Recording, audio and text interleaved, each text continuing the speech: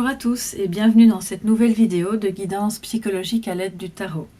Alors tout d'abord, j'espère que vous allez bien, que cette période de confinement se passe au mieux pour chacun d'entre vous.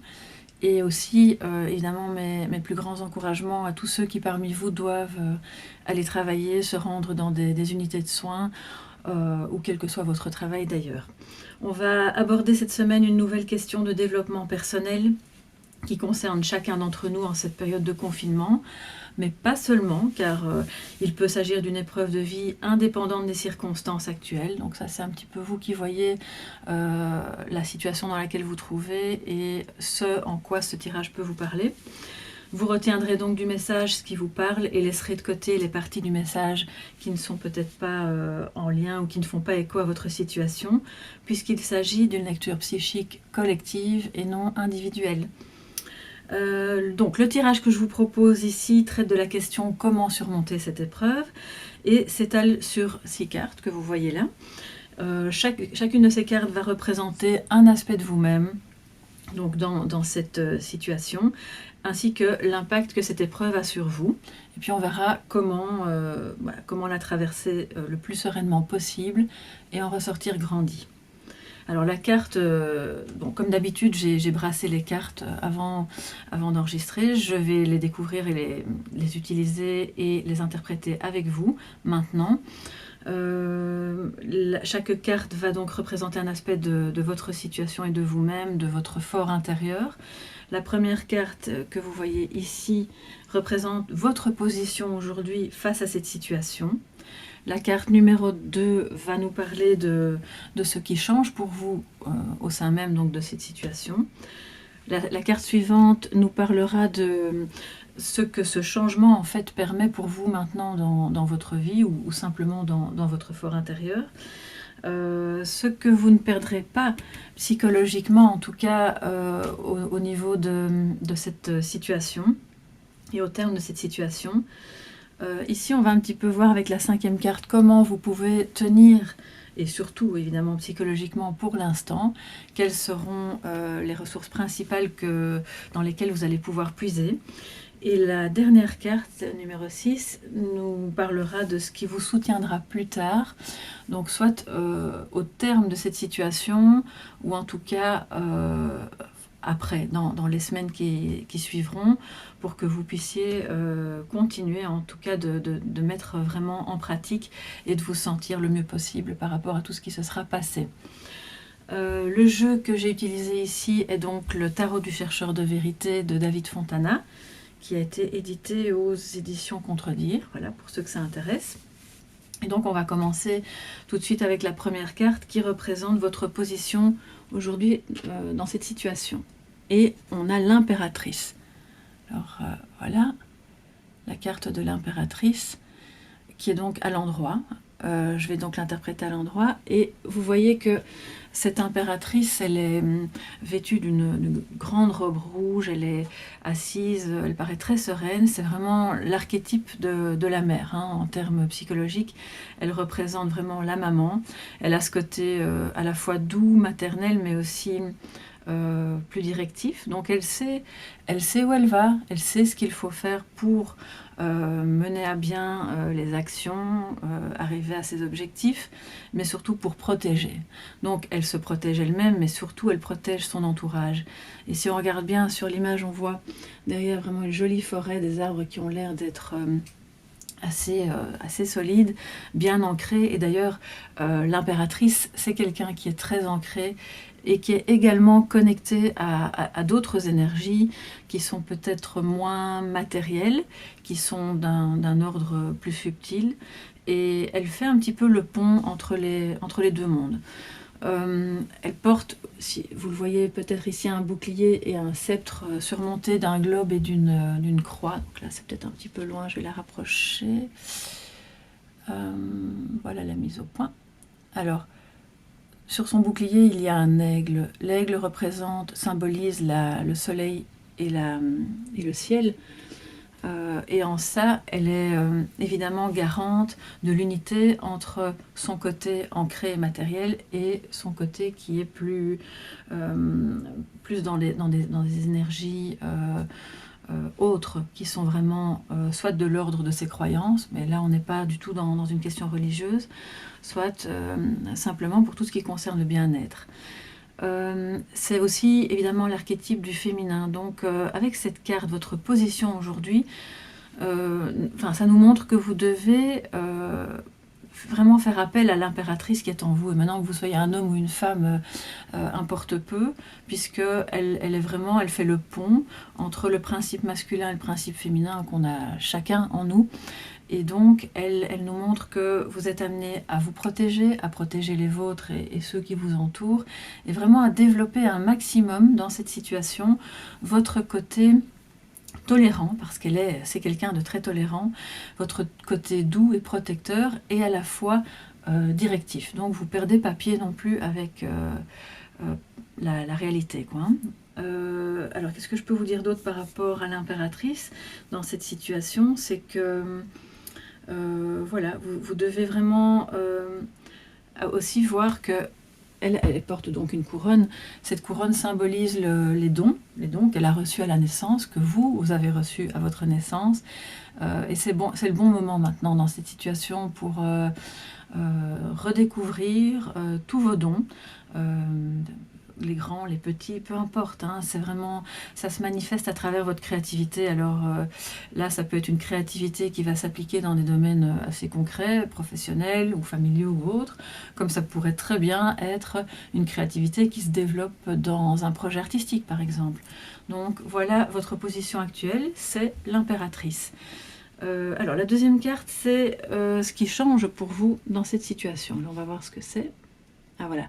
Le monde, mais inversé. Je vais la rapprocher pour que vous puissiez la voir. C'est une très belle carte à la base. Le monde, elle révèle en fait la réussite, elle symbolise l'épanouissement, la réalisation, mais ici, elle est donc inversée. Alors qu'est-ce que ça veut dire? C'est que cette situation actuelle pour vous bouleverse en réalité votre accomplissement ou les projets que vous aviez en tête, ce que vous aviez peut-être commencé à mettre en marche avant, soit avant cette période de confinement, soit avant cette épreuve que vous êtes en train de traverser.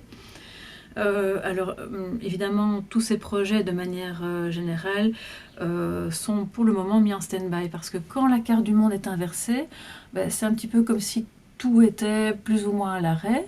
Ça ne veut pas dire que ça ne va pas reprendre, mais en tout cas, vous êtes placé dans cette situation où il faut vraiment attendre. Et c'est ça qui change pour vous, qui est peut-être difficile, c'est que du coup, tout ce que vous aviez mis en place ou tout ce que vous auriez voulu mettre en place maintenant doit être contenu pour un temps qui est évidemment indéterminé. Alors, qu'est-ce que je peux vous dire d'autre par rapport à cette carte du monde inversé? C'est que vos repères, évidemment, changent.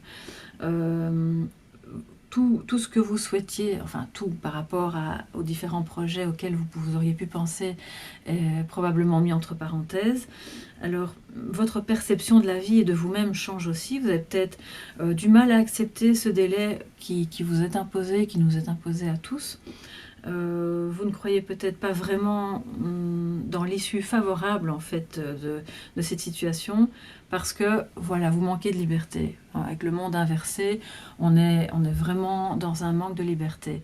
Et l'idée en fait, comme toujours, c'est de parvenir à renverser cette carte, et de savoir que de toute façon tout est toujours en mouvement, et qu'à un moment donné on peut puiser dans nos forces, dans nos ressources pour retrouver l'unité, parce que la carte du monde c'est aussi l'unité.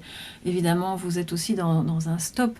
Ce qui a changé pour vous, pour nous, pour tout le monde, c'est que on est moins en contact avec l'extérieur malgré qu'il y ait les réseaux sociaux, et ça c'est probablement quelque chose qui peut être difficile à vivre sous certains aspects, et qui présente aussi pas mal d'avantages, dans le sens où vous êtes en train de trouver une manière de vous reconnecter vraiment profondément à l'intérieur de vous aux autres. Voilà ce qui change pour vous actuellement. Maintenant, avec la troisième carte, on va voir ici ce que ce changement vous permet. Et là, nous avons la lune. Voilà. J'espère que vous voyez bien. Voilà. La lune inversée. Alors à la base, la lune c'est la carte qui symbolise la mélancolie, peut-être les doutes. C'est la carte du féminin aussi, hein, donc ça peut être vos intuitions. C'est tout ce monde, je ne vais pas dire onirique, mais en tout cas qui relève plus du rêve ou du fantasme. Ça peut être aussi relié à la créativité. Là, cette carte est inversée. Donc ça nous montre que ce changement qui nous met à l'arrêt, qui vous met à l'arrêt, qui empêche un petit peu de développer certains projets, n'est pas si mauvais que ça en soi, dans le sens où vous êtes maintenant placé dans des circonstances où vous êtes obligé de sortir du cauchemar.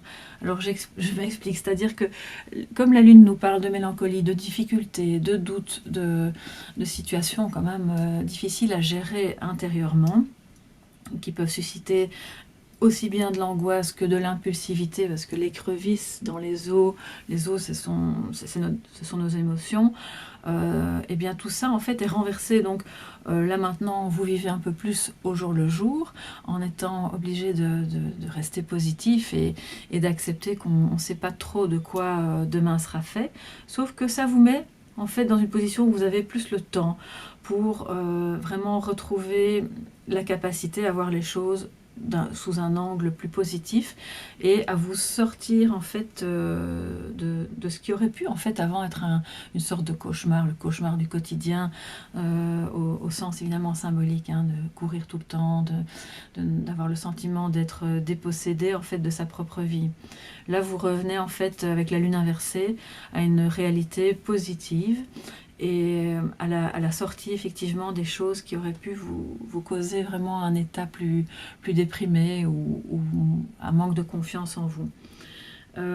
Ça signifie aussi que vous êtes peut-être actuellement, ce que ce changement permet, c'est que ça vous permet de vous reconnecter à vos intuitions, à ce que votre cœur vous dit, à ce qui vous semble bon de faire pour vous et puis pour les gens autour de vous dans votre cercle proche.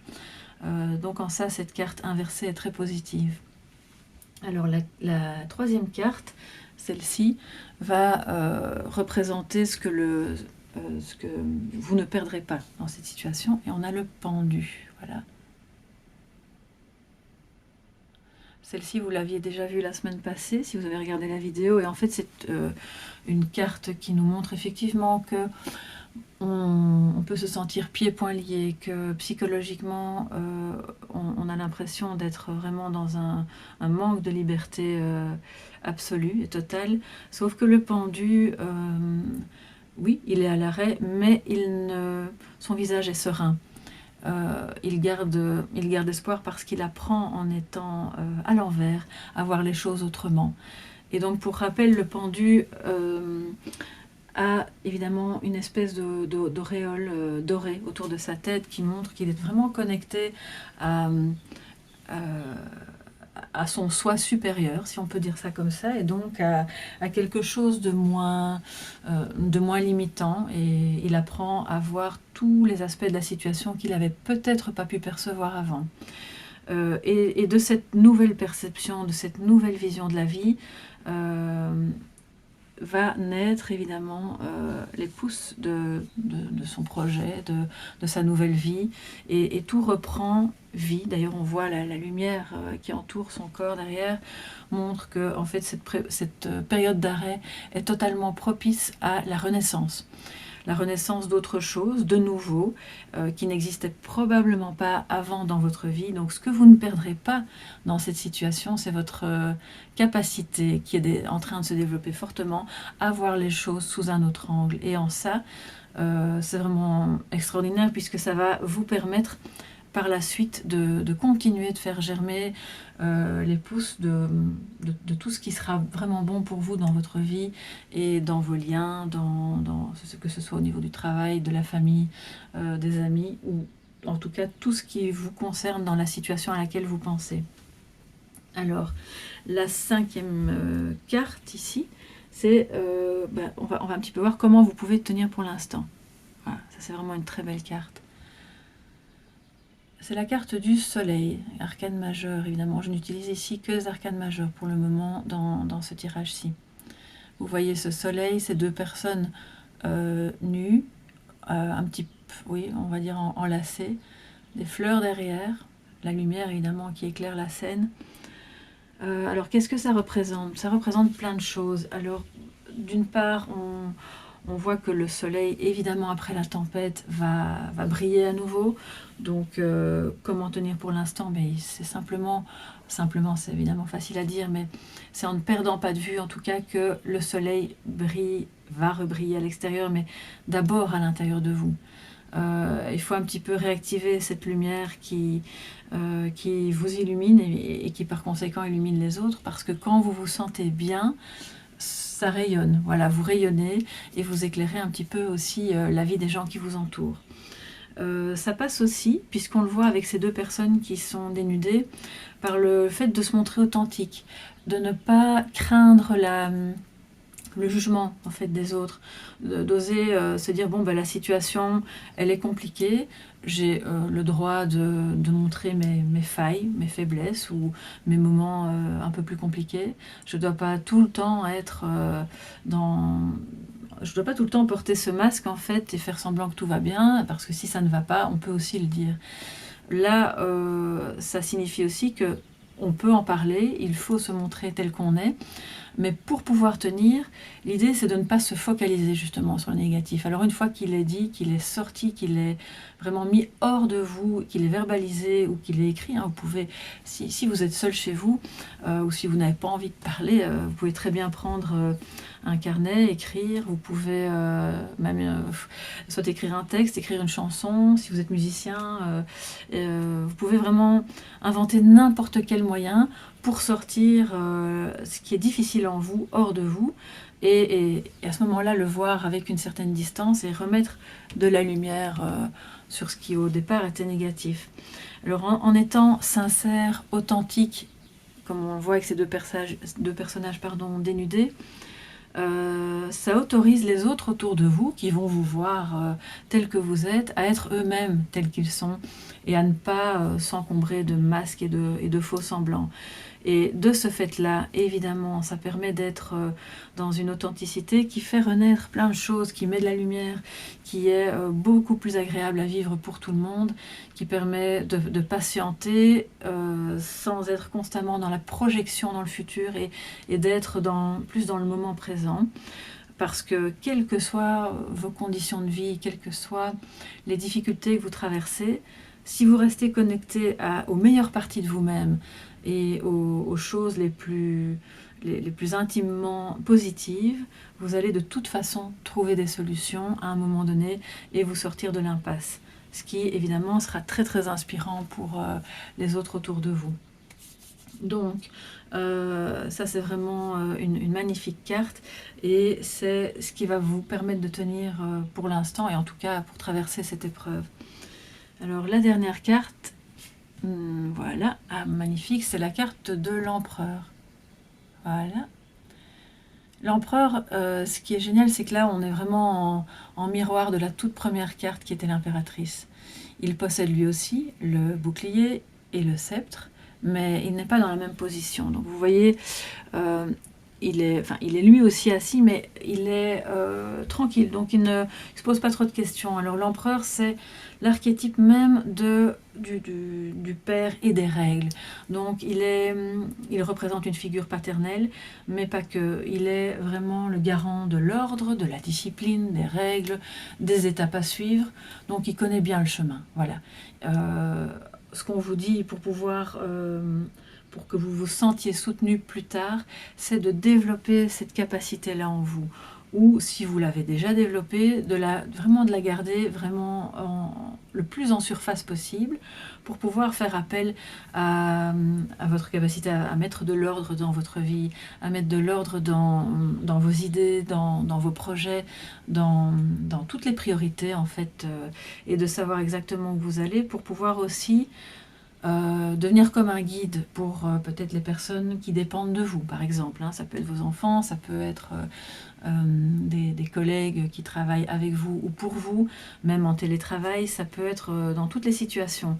Et si c'est par rapport à vous-même, seul en vous, l'empereur nous dit qu'il est important de dealer avec soi-même et d'être vraiment dans une notion de bon ben ok, je mets de l'ordre, maintenant je sais où je vais, tout ce qui me parasite l'esprit ou qui m'empêche d'aller de l'avant, je vais le mettre de côté, le temps de savoir exactement ce que j'ai à faire et de m'y tenir pour ne pas vous sentir perdu, pour ne pas vous éparpiller, pour ne pas vous disperser. L'empereur, il a ce côté un petit peu autoritaire parfois, donc beaucoup plus que l'impératrice qui, elle, est plus douce et maternante. Mais on n'est pas ici dans quelque chose de militaire. Vraiment, ce qui vous soutiendra plus tard, c'est d'être structuré et d'être en accord avec certaines règles de vie qui vont être profitables pour vous, individuellement, mais aussi au niveau collectif. Et donc, changer les priorités dans votre vie, pas toutes évidemment, et peut-être que vous aviez déjà avant tout ça changé pas mal de choses, mais les changer, ça permettra aussi aux autres de nouveau de s'inspirer de vos propres changements et de suivre le chemin de cet empereur qui est en train de montrer la voie. Alors si vous voyez bien, l'empereur il est assis. On aurait très bien pu avoir les cartes dans l'autre ordre et ça aurait été une interprétation différente. Là, l'empereur regarde la lumière, il regarde le soleil qui brille, il sait que les choses vont bien se dérouler. Il sait qu'à un moment donné, la situation va se dénouer parce que voilà, il connaît le chemin pour faire suivre sa petite armée derrière lui et pour atteindre son objectif. L'objectif étant ici à la fois individuel et collectif pour que un maximum de personnes se sentent bien. Comme il regarde le soleil, il regarde l'épanouissement, il regarde la réalisation et il nous dit en fait que la priorité maintenant, c'est d'être soi-même, d'être authentique et de s'écouter. De s'écouter parce que la bonne structure, le bon chemin à suivre et les bonnes règles à mettre en place, c'est pas celle des autres, c'est celle que nous avons en nous-mêmes. Voilà, et bien ici se termine cette guidance psychologique à l'aide du tarot. J'espère que ça vous a plu et que ça a mis un petit peu de lumière dans votre journée. Je vous donne rendez-vous la semaine prochaine pour une nouvelle question psychologique. D'ici là, n'oubliez pas de faire toutes ces petites choses qui vous rendent heureux, qui vont vous permettre de rayonner, évidemment, et de mettre de la lumière dans la journée des autres, de toutes ces personnes qui vous entourent et que vous aimez. Et prenez bien soin de vous, évidemment, de ceux que vous aimez. Et à très bientôt. Au revoir.